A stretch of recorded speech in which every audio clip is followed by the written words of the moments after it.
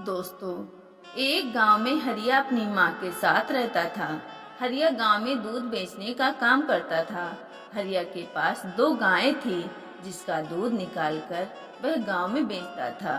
एक दिन हरिया एक घर में दूध देने गया तो उसने देखा वहां भगवान शिव की पूजा की जा रही है।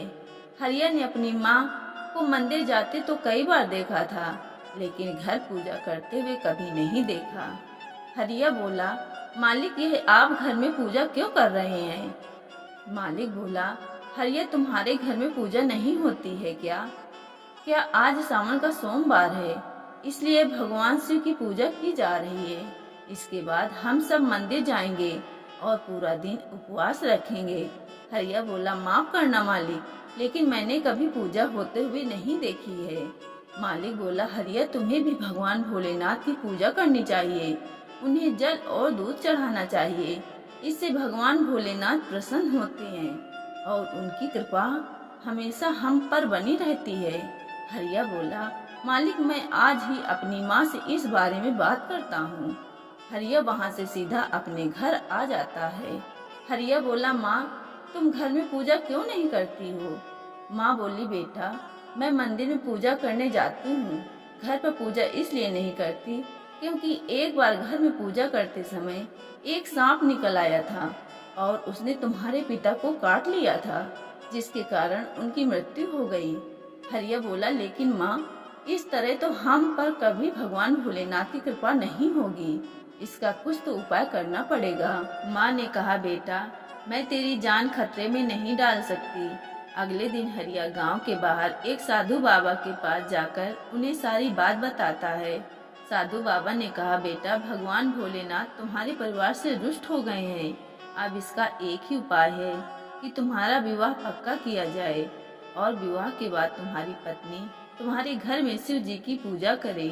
यदि वह सच्चे मन से पूजा करेगी तभी तुम श्राप मुक्त हो सकते हो, लेकिन इसमें तुम्हारी जान को खतरा है।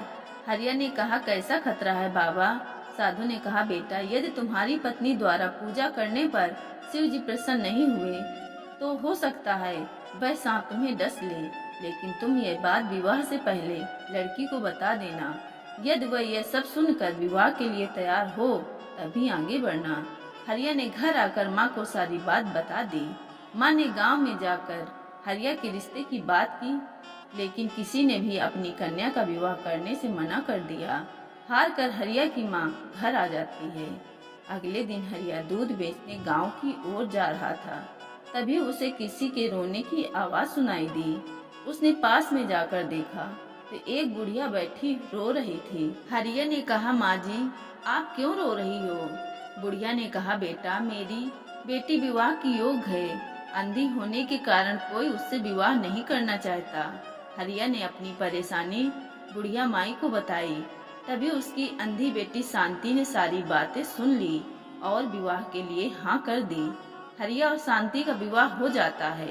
विवाह के अगले दिन दोनों पूजा करने बैठ जाते हैं। शांति पूजा करती है। पूजा करते समय शांति भगवान भोलेनाथ के शिवलिंग पर दूध चढ़ाती है। शांति ने कहा, बाबा, यदि आप रुष्ट हैं तो मेरे प्राण ले लीजिए। प्रार्थना करके शांति जैसे ही आँख खोलती है उसे सब कुछ दिखाई देने लगता है। ये देखकर हरिया बहुत प्रसन्न होता है। उस दिन से दोनों भगवान शिव की पूजा करने लगते हैं। दोस्तों, इसी क्रम में हम आपको मंगली गौरी व्रत कथा सुनाते हैं। मंगला गौरी व्रत की महिमा बहुत ही निराली है। सौभाग्यवती स्त्रियों के लिए यह व्रत अत्यंत आवश्यक है। इस दिन माँ पार्वती हर मनोकामना पूर्ण करती हैं। घर में सुख समृद्धि के साथ साथ पति और बच्चों की लंबी उम्र की कामना के लिए यह व्रत किया जाता है। एक गांव में एक बुढ़िया माई रहती थी। बुढ़िया माई का एक बेटा था जिसका नाम भोला था। उसकी एक सुंदर पत्नी थी रूपा। भोला अपनी माँ का बहुत ख्याल रखता था। बहू भी बहुत सीधी थी, लेकिन बुढ़िया माई दिन रात बहू से झगड़ा करती रहती थी। एक दिन बुढ़िया माई ने घर आकर बताया, बहू सुनो, मैं शिव जी के मंदिर से आ रही हूँ। वहाँ सब बातें कर रहे थे कि यदि सावन के सोमवार का व्रत कर अगले दिन मंगल को मंगला गौरी का व्रत किया जाए तो भोले बाबा और माँ पार्वती की कृपा से तुझे बेटा हो सकता है। तब रूपा ने कहा, लेकिन माँ जी, मैं तो केवल सोमवार का व्रत करती हूँ। लेकिन ठीक है, अब आप कह रही हैं तो इस बार दोनों व्रत करूँगी। बुढ़िया माई केवल उसे परेशान और भूखा रखने के लिए यह सब कह रही थी। उसने आगे कहा, अरे ऐसे व्रत नहीं करना है। दोनों दिन कुएं से 7 घड़े पानी शिवलिंग पर चढ़ाना है। रूपा यह सुन परेशान हो गई। उसने कहा, माँ जी, मैंने तो यह सब करते किसी को नहीं देखा। यह सुनकर बुढ़िया माई को क्रोध आ गया। उसने कहा, मैं क्या झूठ बोल रही हूँ? यह केवल संतान प्राप्ति का उपाय है जो तुझे करना ही पड़ेगा। यह सुनकर रूपा चुप हो जाती है। कुछ दिन बाद सावन शुरू हो जाता है। रूपा ने पहले सोमवार को सुबह पूजा पाठ कर व्रत शुरू किया और 7 घड़े पानी कुएं से भरकर शिव जी पर चढ़ा दिया। कुआं मंदिर से काफी दूर था, इसलिए उसे काफी समय लग गया। यह सब करने में शाम को जब रूपा वापस आई तो देखा भोला बहुत गुस्से में घर के बाहर बैठा है। रूपा के पूछने पर उसने गुस्से में कहा, कहाँ चली गई थी? इतनी देर लगाती है जल चढ़ाने में। घर में मेरी माँ भूखी बैठी है और तू घूम घूम कर पूरा गांव देख रही है। यह कहकर भोला ने उसे मारा। रूपा मार खाकर बिना कुछ खाए सो गई। अगले दिन उसकी सास ने कहा, बहू, आज फिर से तुझे जल चढ़ाना है। यह सुनकर रूपा ने कहा, माँ जी, कल से मैंने कुछ खाया नहीं है और इनकी मार से मेरा पूरा शरीर दुख रहा है। आज मैं कलश कैसे उठा पाऊंगी? यह सुनकर बुढ़िया ने कहा, कुछ भी कर, लेकिन यह तो तुझे करना ही पड़ेगा। रूपा पूजा करने चल दी। मंदिर में पूजा करने के बाद वह कुएं पर आई।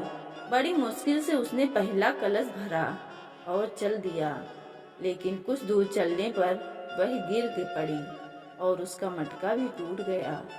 रूपा एक पेड़ के नीचे बैठकर रोने लगी। तभी वहाँ एक साध्वी आई। उसने कहा, बेटी, क्यों रो रही हो? रूपा ने रोते हुए सारी बात बता दी। उसकी बात सुनकर साध्वी ने कहा, बेटे, तू एक काम कर, 1 लोटा जल का ले और उसमें से 7 बार थोड़ा थोड़ा शिवलिंग पर चढ़ा देना और घर जाकर अपनी सास से कहना, मैंने जल चढ़ा दिया है। रूपा ने कहा, लेकिन ये तो झूठ होगा और मेरा मटका भी टूट गया। तब साध्वी ने कहा, यह ले लोटा, इसमें जल भरकर चढ़ा दे और इसे घर ले जाना, लेकिन छिपा कर रख देना। रूपा ने ऐसा ही किया। दोपहर को वह घर पहुंच गई। बुढ़िया माई के पूछने पर उसने वही बता दिया जो साध्वी जी ने बताया था। शाम को माँ मंगला की पूजा कर उपवास पूरा किया। इसी तरह 2 मंगला गौरी व्रत पूरे हो गए। लेकिन जब तीसरे व्रत की बारी आई तो बुढ़िया माई चुपचाप रूपा के पीछे गई। उसने सब देख लिया। बुढ़िया माई ने घर आकर अपने बेटे को सब बात बता दिया। भोला ने फिर रूपा को मारने के लिए जैसे ही हाथ उठाया, माँ पार्वती प्रकट हो गईं। उन्होंने कहा, रुक जा भोला। यह सुनकर भोला रुक गया। बुढ़िया माई पार्वती के पैरों में गिर गई। भोला भी माफी मांगने लगा। माँ पार्वती ने कहा, माफी मांगनी है तो इससे मांग जो तेरे और तेरी माँ के जुल्म सहकर भी पत्नी धर्म निभा रही है। भोला ने रूपा से माफी मांगी। बुढ़िया माई ने कहा, बेटी, मुझे माफ कर दे। तुझे परेशान करने के चक्कर में मैंने ये सब कहा था। रूपा ने कहा, माँ, इस संसार से मेरा मन भर गया है। आप मुझे अपने साथ ले चलिए। पार्वती जी ने कहा, ठीक है, आज से तू मेरी कृपा से जंगल में एक आश्रम बनाकर भक्ति करेगी, लेकिन इन दोनों को सजा मिलेगी। तब रूपा ने कहा, माँ, इन्हें माफ कर दीजिए। यह सुनकर माँ पार्वती ने कहा, आज तुम्हारी बहू के कारण तुम्हें जीवन दान मिला है। जाओ, इस लोटे को रख लो। तुम्हारे परिवार में कभी अन्न धन की कमी नहीं होगी। लेकिन मैं अपनी बेटी को आश्रम ले जा रही हूँ। माँ की कृपा से रूपा ने एक आश्रम बनाया जिसमें बहुत सी स्त्रियाँ जो घर में दुखी थीं आकर भगवान की भक्ति करने लगी। दोस्तों, अगर वीडियो अच्छी लगी हो तो एक लाइक शेयर ज़रूर करें।